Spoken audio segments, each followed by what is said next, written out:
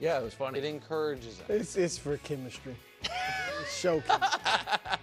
Last week, Micah was at OTAs. This week, he's not. Headline from Mike Florio. Micah skipped the second week of Cowboys OTAs, as he should. Florio, good union man. Yes, the workouts are voluntary, Florio says. And no, Parsons shouldn't volunteer to risk injury until he gets the long-term contract he should have gotten a year ago.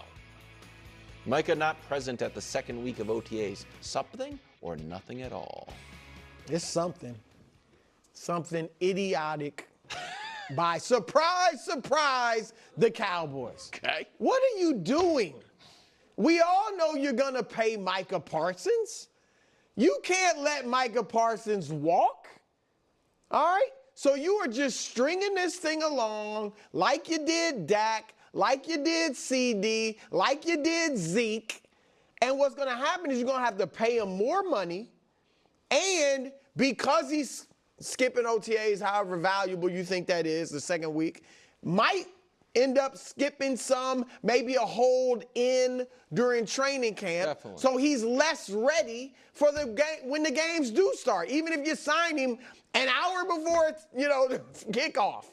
And so you are hurting your team. So for all this talk, and this isn't a shot at the new head coach, but all this talk from Brian Schottenheimer about changing the culture, guess what you couldn't change? Jerry Jones. Yeah. So you can't change the culture as the coach. It is from Jerry Jones, and that's what this mess is. And so it's just more idiocy from the Cowboys. Yeah, and everybody saw this train coming down the tracks.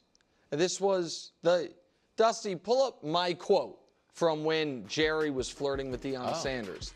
Next train's coming down the tracks is going to be we love Micah Parsons, but I don't know, $35 million for a defensive player. He'll cede the ground that they're trading Micah, which is what he did last week when he was like he's under contract. That'll lead the show one day in May. Missed it by a couple days. It's June, it's not leading the show.